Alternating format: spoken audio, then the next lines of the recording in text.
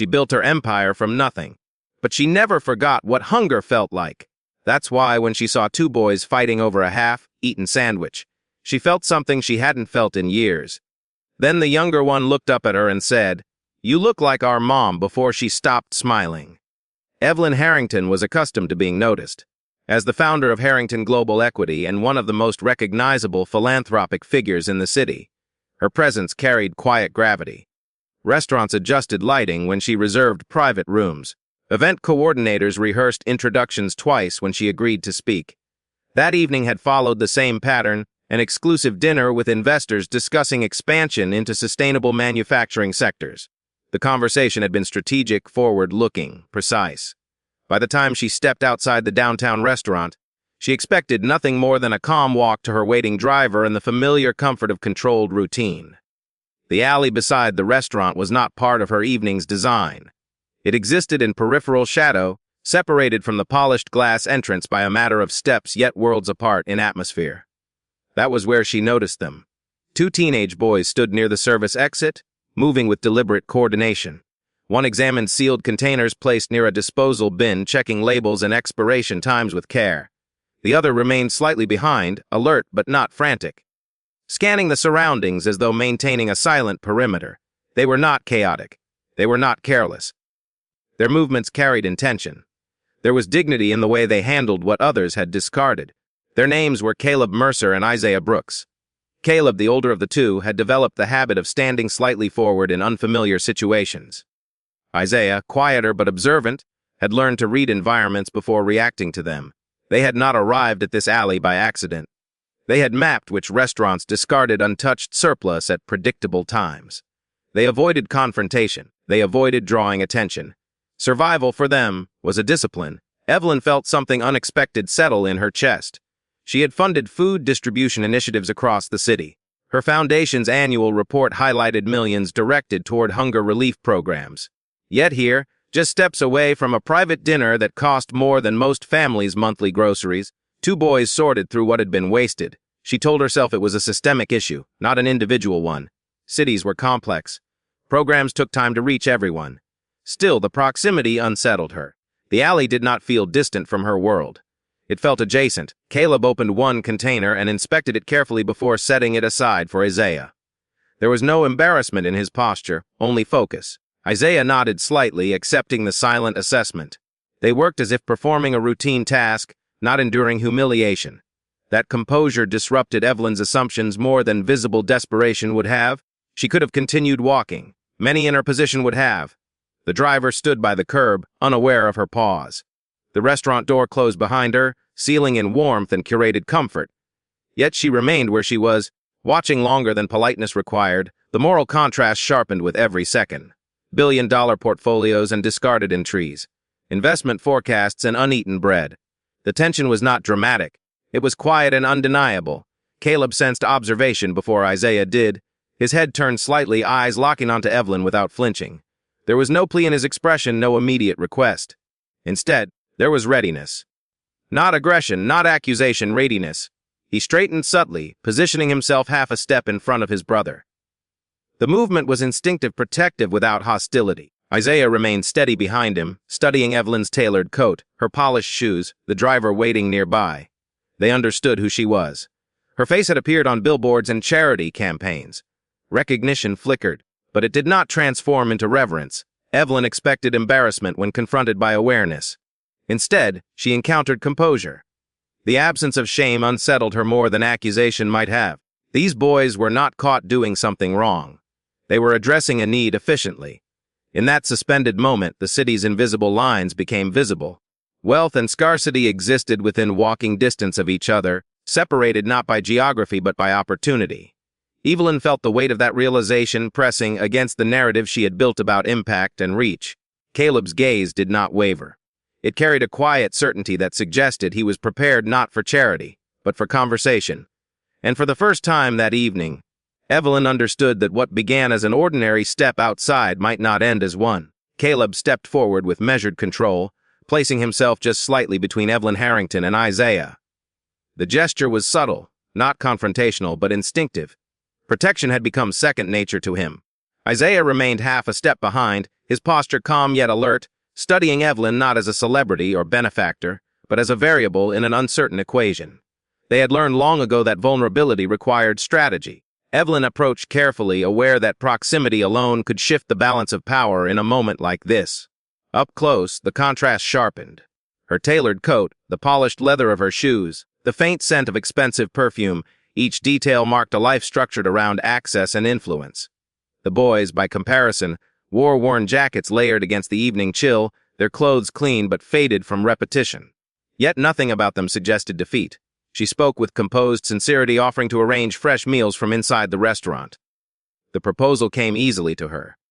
Over the years, generosity had become almost reflexive, a practiced extension of her public identity. She believed in solving immediate needs when she encountered them. It felt efficient, responsible, but gratitude did not follow her offer. Caleb listened without interrupting, his expression steady. There was no resentment in his face, yet no visible relief either. Isaiah's gaze remained fixed, thoughtful rather than hopeful. Their composure unsettled the familiar rhythm of charity and response. Caleb declined gently. He explained that they were not there because they preferred scraps. They were there because circumstances had narrowed options. The distinction mattered to him. He clarified that accepting leftovers was not a request for rescue, it was a temporary adjustment within a larger struggle. His tone carried neither bitterness nor admiration, only clarity. What he said next altered the air between them. He explained that what they needed was not a meal for one night. What they needed was fairness. The word did not accuse, but it refused simplification. Fairness implied imbalance. It suggested that the situation was not merely unfortunate but misaligned. Evelyn felt the weight of it settle into her thoughts. She had built her philanthropic brand around opportunity and uplift. Fairness, however, pointed toward systems rather than gestures. Isaiah added quietly that pride was expensive, but necessary. They would not pretend gratitude for something that addressed only the surface of a deeper problem. Their dignity did not come from rejecting help. It came from understanding the difference between relief and resolution. Evelyn found herself listening rather than responding. The boys' restraint carried more force than protest might have. They were not attempting to embarrass her. They were attempting to be seen accurately. That nuance disrupted her assumptions about need and intervention. Traffic moved along the main street beyond the alley, unaware of the quiet exchange unfolding just steps away from curated luxury. Inside the restaurant, another group laughed over dessert. The city's dual realities continued in parallel. Then Isaiah shifted the conversation in a way that neither rehearsed politeness nor philanthropic instinct could immediately manage. He mentioned their father by name, stating calmly that he had once worked for a manufacturing company recently acquired by Harrington Global Equity. The acquisition had resulted in restructuring. Their father's position had been eliminated shortly after internal safety concerns were raised. Evelyn's expression changed almost imperceptibly. The acquisition had been one among many in the previous fiscal year. Workforce reductions had been presented as strategic consolidations necessary for long-term sustainability. She had signed off on reports summarizing numbers, not narratives. Caleb continued without hostility. Their father had not lost his job in isolation. Several employees who voiced concerns about equipment conditions had also been dismissed under restructuring guidelines. The pattern, from their perspective, did not feel coincidental. The conversation no longer hovered around discarded food. It hovered around accountability. Evelyn realized that her presence in the alley had shifted from observer to participant. The boys were not asking for sympathy. They were connecting circumstances. They were inviting her to look beyond efficiency metrics and into consequence. Isaiah's final detail hung between them with quiet gravity. Their father's dismissal had occurred 3 days after submitting a written report about machinery failures. The alley no longer felt peripheral. It felt central to something far larger than a missed meal. Evelyn Harrington had approved more acquisitions in the past 18 months than she could recount without reviewing records. Mid-sized manufacturing firms, logistics companies, supply chain operators, each one evaluated for efficiency gaps and growth potential. In boardrooms and strategy sessions, they existed as metrics, margins, liabilities, workforce ratios, risk forecasts. Names appeared briefly in executive summaries and were replaced just as quickly by projections. The work demanded abstraction. Human detail complicated scalability. But when Isaiah Brooks spoke their father's name aloud, Marcus Brooks, the abstraction fractured. Evelyn did not react immediately. Years of executive discipline prevented visible hesitation. Yet something in her memory aligned with the cadence of that name. She had seen it before. Not in a headline or press release, but within a spreadsheet tab tied to restructuring outcomes following a recent acquisition of a regional industrial equipment manufacturer. Marcus Brooks had been listed among employees released during post-acquisition consolidation. The internal language had been clinical cost optimization, operational streamlining, realignment of personnel. The restructuring model had projected long-term profitability through workforce reduction and facility upgrades scheduled across phased quarters. Evelyn remembered reviewing the summary and signing approval after compliance assurance was provided. What she did not remember were the individuals behind those line items. Caleb watched her expression carefully, not searching for guilt but for recognition. The boys had not approached her randomly. They had confirmed her involvement in the acquisition before speaking that night. They understood the hierarchy. They understood that responsibility often traveled upward in diluted forms. Still, they believed acknowledgement had to begin somewhere. Marcus Brooks had worked at the facility for 11 years.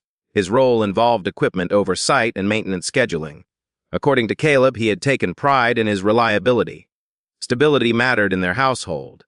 Predictability meant groceries were planned, rent was paid on time, and school schedules remained uninterrupted.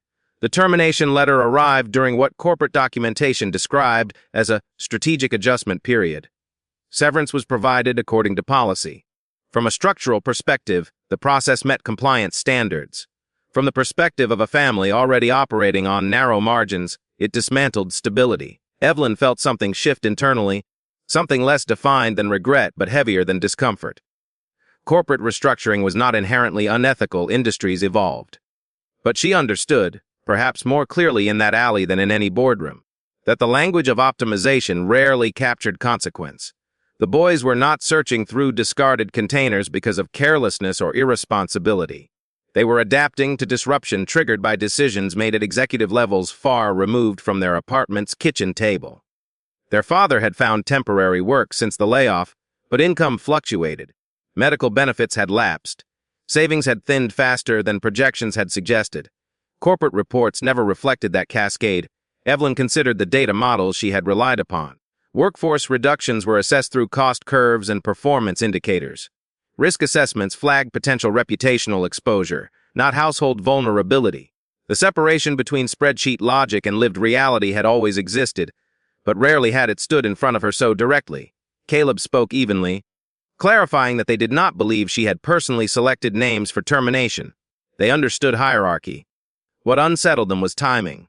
Marcus Brooks had submitted a written internal safety concern 2 weeks prior to restructuring notices.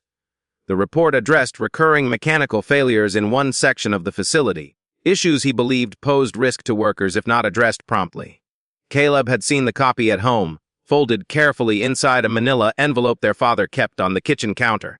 Evelyn's posture tightened subtly. Safety concerns were meant to be escalated through compliance channels. Whistleblower protections were embedded in corporate policy. Retaliation was prohibited explicitly in governance guidelines. Isaiah added that several other employees who voiced similar concerns were included in the same reduction wave. The pattern did not prove causation, but it suggested alignment too precise to dismiss casually. The alley felt smaller now, less incidental. What had begun as an uncomfortable contrast between wealth and hunger was evolving into a question about accountability and oversight. Evelyn replayed the restructuring timeline in her mind. She had trusted executive summaries and departmental assurances. She had believed governance systems functioned as designed. Yet standing before the sons of a man whose termination followed a safety report by days, belief felt insufficient. Caleb's final clarification landed without accusation. Their father's dismissal had been documented as cost optimization.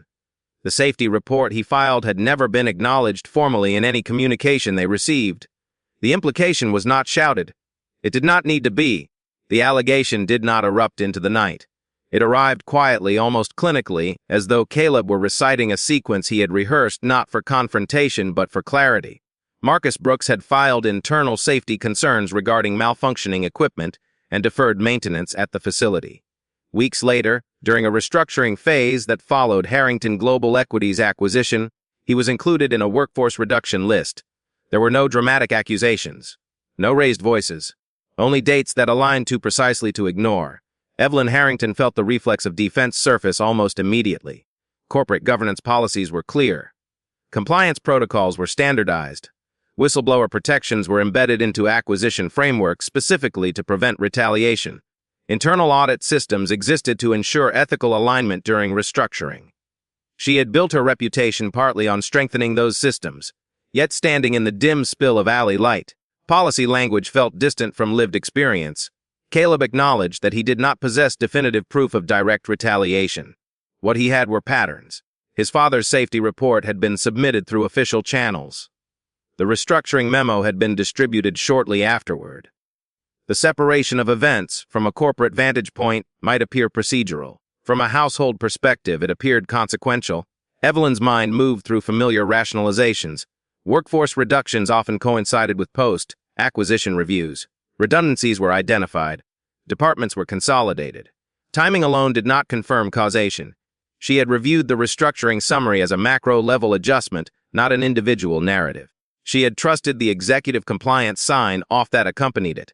But trust felt less stable in the presence of specificity. Isaiah, who had remained mostly silent, added a detail that shifted the conversation from coincidence to concern. Their father was not the only employee who had raised equipment issues before the restructuring. 2 other supervisors who had filed similar safety notes were also included in the reduction list. The boys had compared dates after noticing the overlap in community conversations.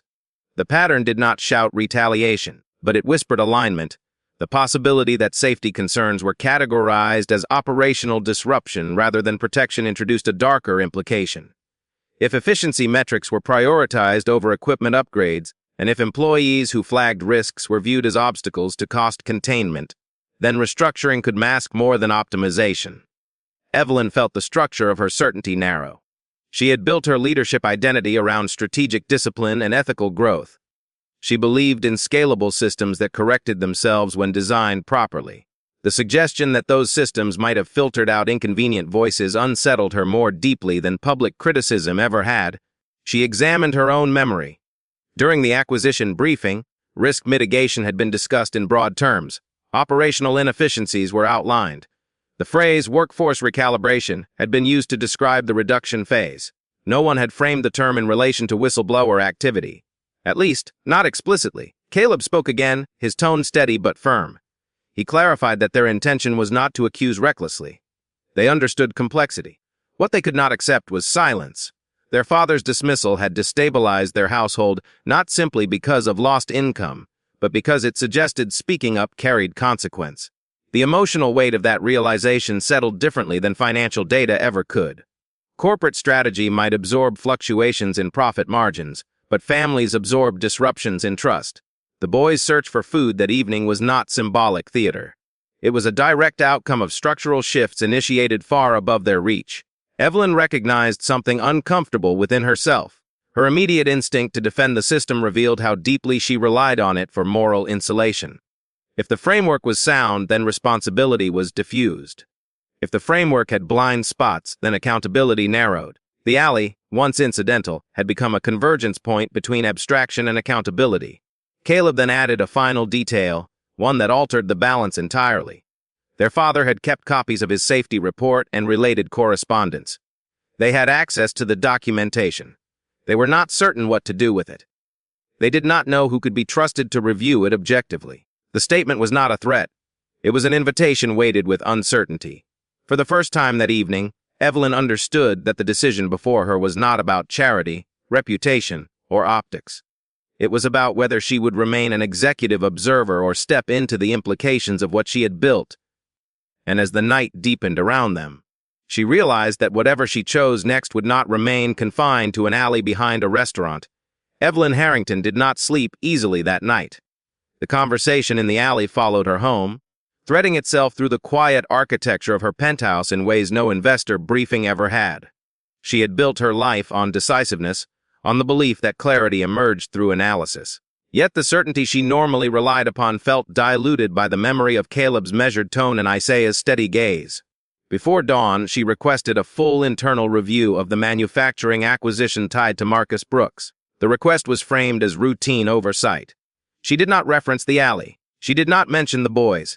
Instead, she asked for comprehensive documentation, restructuring models, termination justifications, internal safety reports, compliance sign-offs, and post-acquisition audit summaries. By mid-morning, digital folders populated her secure server. On the surface, everything appeared orderly. Reduction targets had been met according to strategic forecasts. Severance packages complied with policy. Compliance reviews had been conducted. The documentation reflected a system functioning within defined parameters. But as Evelyn examined termination logs against internal communication timelines, patterns began to emerge. Several employees who had submitted safety-related emails or maintenance escalation notes were included in the restructuring wave. Official reasoning cited redundancy and budget alignment. No document explicitly labeled the terminations as retaliatory. Still, the clustering felt too precise to dismiss as random. She had always trusted delegation. Executive leadership, by necessity, required reliance on departmental integrity. She could not personally oversee every compliance detail within expanding acquisitions. Yet the realization forming in her mind was not about procedural failure alone. It was about proximity. Her distance from consequence had allowed her to interpret efficiency as neutrality. Publicly, she remained celebrated. Industry publications continued referencing her as a model of ethical capitalism. Her foundation's recent community initiative was trending positively across local media. Invitations to speak on leadership accountability filled her calendar. Privately, she found herself confronting a quieter truth. Systems do not fail loudly. They fail in margins, in overlooked patterns, in rationalizations embedded within strategic language. She wondered how many times she had scanned similar summaries without tracing their human implications. The boys had not asked her for financial assistance. They had declined her offer of immediate relief. What they requested was attention directed toward fairness. The distinction unsettled her. It suggested that what they sought could not be resolved with a transaction. It required examination. Influence, she realized, had insulated her. Wealth created layers between executive decisions and personal impact. Reports translated families into figures. Performance dashboards converted hardship into adjustment metrics. The insulation had not felt unethical. It had felt necessary for scale. Now it felt incomplete. She reopened the restructuring summary and noticed a footnote referencing internal employee feedback logs during transition. The notation indicated that several complaints had been reviewed and categorized as non-critical operational concerns. There was no elaboration. The brevity troubled her. The next morning, she requested a private meeting with her chief compliance officer. The officer arrived prepared with assurances. According to official review, no formal retaliation claims had been substantiated during the acquisition phase. All restructuring procedures aligned with corporate governance standards. Evelyn pressed further, asking whether anonymous complaints had surfaced after the reduction cycle. The officer hesitated before confirming that a handful of anonymous reports regarding equipment safety and managerial conduct had been submitted through the ethics portal months earlier. The issues were reviewed internally and categorized as resolved following managerial clarification. No external investigation was deemed necessary. The explanation felt administratively sufficient yet morally thin. She asked to see the documentation. The officer agreed but cautioned that reopening resolved matters could trigger external scrutiny and investor concern. The warning was not overtly defensive, it was pragmatic. Evelyn dismissed the caution for the moment.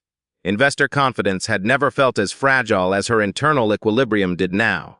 As she reviewed the anonymized complaints, she noticed language similar to the concerns Caleb had described: equipment instability, pressure to delay repairs, discouragement from escalating issues during restructuring. Each complaint had been marked closed with minimal annotation. The patterns no longer seemed incidental. Influence had granted her authority. It had also granted her the ability to overlook discomfort in favor of forward motion. That realization carried more weight than public criticism ever could. When the compliance officer mentioned that the anonymous complaints resurfaced briefly during a quarterly audit before being quietly closed again, Evelyn understood that the issue was no longer hypothetical. The insulation she once relied upon was thinning, and for the first time since stepping into that alley, she began to consider that the decision before her was not about reputation management, but about whether she was willing to examine what her own systems had concealed. Evelyn Harrington understood that power offered options. That was its quiet privilege. She could step back, attribute oversight gaps to mid-level management, and allow legal counsel to contain any reputational exposure. The internal documentation did not yet constitute public scandal. There were no lawsuits filed, no regulatory investigations pending. If handled discreetly, the matter could remain procedural rather than public. Her advisors leaned toward caution. Investor confidence was sensitive to instability. Markets responded not only to misconduct but to uncertainty. Reopening a closed restructuring process risked inviting scrutiny into every recent acquisition under Harrington Global Equity. The board emphasized proportional response. Address internally, refine compliance training, move forward. But Evelyn found herself returning to the alley in her thoughts, not as a setting, but as a mirror. Caleb and Isaiah had not approached her recklessly. They had weighed the risk of speaking. Their composure suggested calculation rather than desperation. They understood that power rarely corrected itself without visibility. Across the city, the brothers wrestled with their own uncertainty. They had placed fragile trust in a system that had already failed their father once. Caleb questioned whether bringing the information directly to Evelyn had been naive. Isaiah worried that silence might return disguised as procedural language. They both recognized that approaching her had been a gamble, one rooted not in faith but in limited alternatives. Evelyn reviewed the anonymized complaints again. The repetition of certain phrases, equipment instability, deferred maintenance, discouragement from escalation, created a pattern that could no longer be dismissed as coincidence. What unsettled her most was not the potential legal implication, but the moral gap between policy and practice. She faced a defining decision. She could treat the issue as a contained irregularity, or she could expose it to independent examination, accepting whatever findings emerged. The following week, instead of issuing a quiet internal memo, Evelyn announced an independent external review of the acquisition and termination process related to the manufacturing facility. The statement was concise but deliberate. An external firm specializing in corporate ethics audits would assess compliance adherence, whistleblower protections, and restructuring protocols. The findings would be summarized publicly. The announcement surprised her board. It unsettled investors. It generated immediate media interest. Analysts questioned whether the move signaled undisclosed liability. Some praised her commitment to transparency. Others speculated that the action was preemptive damage control. Within Harrington Global Equity, the atmosphere shifted. Managers who had previously considered the restructuring complete were now required to produce archived correspondence and internal decision logs. The external auditors requested access not only to termination data but to email exchanges, meeting notes, and safety report evaluations during the transition period. Caleb and Isaiah learned of the announcement through local news coverage. The headline framed Evelyn's decision as voluntary transparency. The brothers reacted cautiously. Public declarations did not guarantee meaningful outcomes. Still, the fact that she chose visibility over containment suggested that their conversation had not been dismissed. As the audit progressed, preliminary patterns emerged quickly. Termination clusters aligned with documented safety concerns more tightly than previously acknowledged. Internal emails revealed subtle language shifts, references to operational disruptors, and alignment challenges, connected to employees who had submitted maintenance complaints. No single message declared retaliation. Instead, the pattern existed in implication.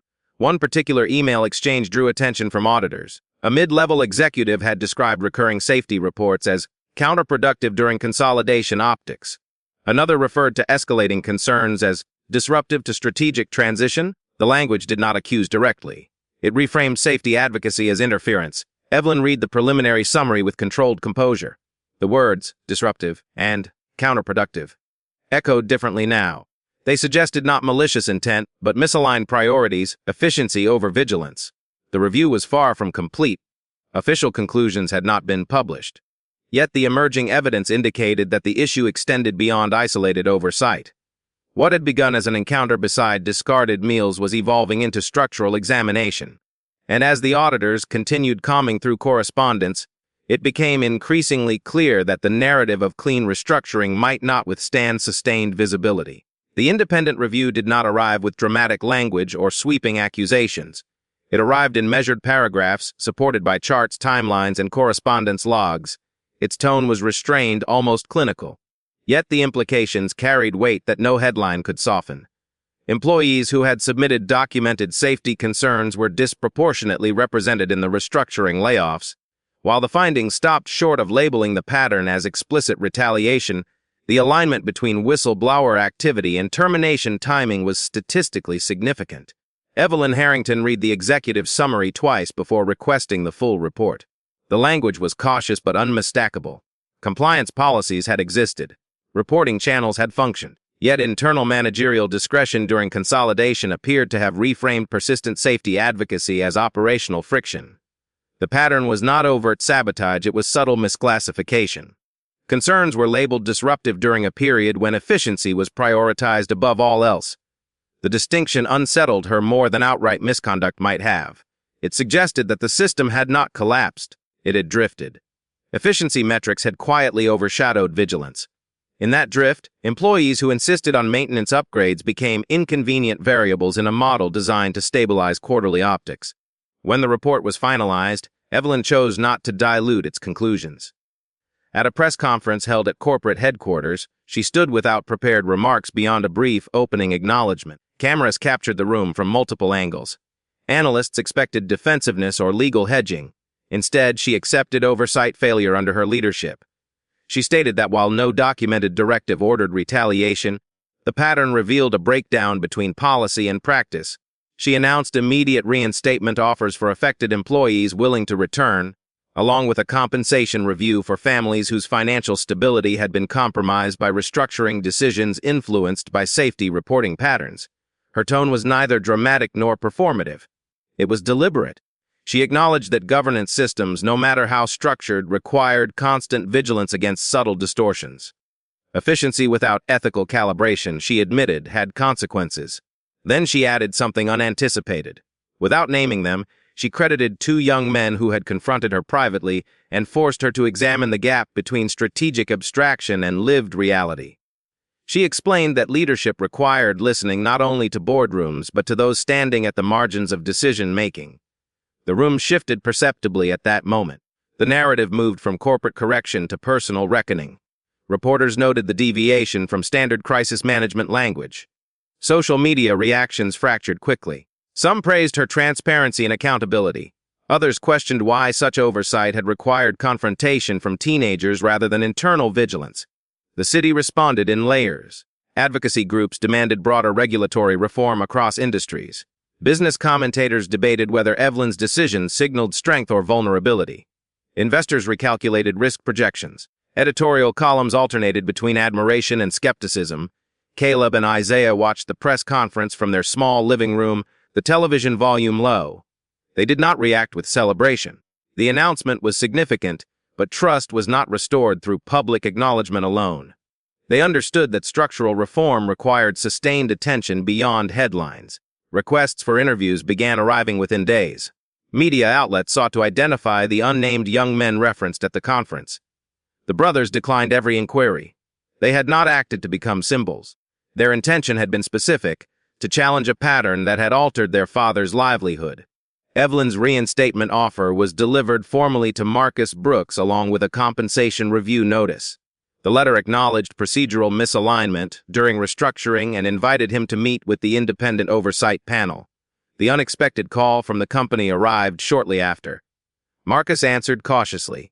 The voice on the other end introduced itself as part of the reinstatement coordination team. The offer extended beyond employment restoration. It included participation in a newly established workplace safety advisory council designed to prevent future misclassification of employee concerns. As Marcus listened, the implications unfolded slowly. What had begun as termination had evolved into consultation. Caleb and Isaiah observed their father's expression as the conversation ended. It was not triumph. It was measured contemplation. The public reckoning had begun, but its outcome remained unwritten. The reinstatement letter arrived without ceremony. It did not attempt to dramatize correction or disguise prior missteps.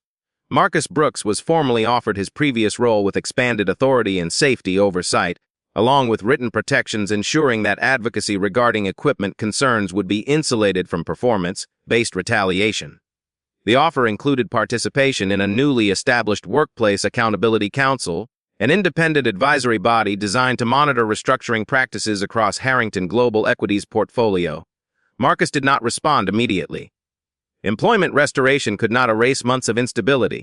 Mortgage deferments, delayed medical appointments, and quiet compromises had left marks that were not visible in quarterly reports. Still, the offer represented acknowledgement, and acknowledgement carried weight. Across the corporate landscape, reforms extended beyond a single facility. Internal policies were revised to require third-party review when layoffs intersected with documented safety reporting. Anonymous ethics complaints could no longer be resolved solely through managerial clarification. They required external audit confirmation. Transparency summaries were integrated into investor briefings, not as liabilities but as indicators of governance health. Evelyn Harrington understood that reform without visibility risked becoming symbolic. She directed her foundation to shift funding away from image-centered initiatives and toward workplace accountability research, whistleblower legal defense programs, and compliance training grants for mid-sized firms vulnerable to consolidation pressures. The transformation did not come with a rebranding campaign. It came through structural allocation. Her leadership style changed subtly but noticeably. Public addresses became less autobiographical and more analytical. She spoke less about resilience as personal triumph and more about vigilance as collective responsibility. The language of efficiency remained, but it was balanced with the language of consequence. Those who admired her saw evolution. Those who doubted her saw overdue adjustment. Caleb and Isaiah returned to school without announcement. They declined invitations to speak at civic forums.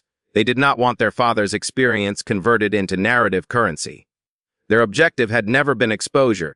It had been correction. The alley where they once sorted discarded meals returned to routine anonymity. Yet the meaning of that night remained embedded in their understanding of agency. The city absorbed the changes gradually. Editorials debated whether one corporate recalibration signaled broader transformation or isolated adaptation. Community leaders cited the case as evidence that power could respond when confronted with persistence and documentation. Skeptics argued that vigilance would need to outlast headlines. Trust, once fractured, did not regenerate instantly. Some employees approached reinstatement cautiously, weighing stability against skepticism. Investors monitored compliance updates closely. Accountability does not eliminate doubt, it coexists with it. The emotional truth remained complex. The months of uncertainty had reshaped Marcus's household. Conversations at the dinner table carried new awareness about systems and voice. The boys matured faster than they had intended. Evelyn carried a recalibrated understanding of influence, not as insulation from consequence, but as proximity to it. What changed the city was not mercy descending from wealth. It was visibility rising from obscurity. Two boys refused to remain invisible in the shadow of restructuring language. Their insistence reframed an executive decision as a human story. The shift did not dismantle power, it reoriented it. In boardrooms beyond Harrington Global Equity, executives revisited their own consolidation models with greater scrutiny. Compliance officers across industries referenced the case when refining whistleblower protocols. The ripple extended quietly, without spectacle. Yet the final reflection lingered beyond reform. If this correction required confrontation from those directly affected, how many other patterns remain unexamined because no one has yet connected the dates? How many voices stay silent because proximity to power feels unreachable? The skyline did not change shape. Buildings remained where they stood. But within offices and households alike, a recalibration had begun subtle, incomplete, ongoing. And somewhere in another overlooked corner of the city, someone else might already be holding documentation, wondering who would be willing to look. If this story touched even a small part of your heart, take a second to support it so more people can feel what you just felt. Stories like this survive because of people like you. And if you believe kindness still matters in this world, stay with us. Before you go, think about this. If you were in her place, powerful, wealthy, busy, would you have stopped or walked away? And more importantly, how many times have we ignored someone who just needed to be seen? Tell me honestly in the comments, what would you have done?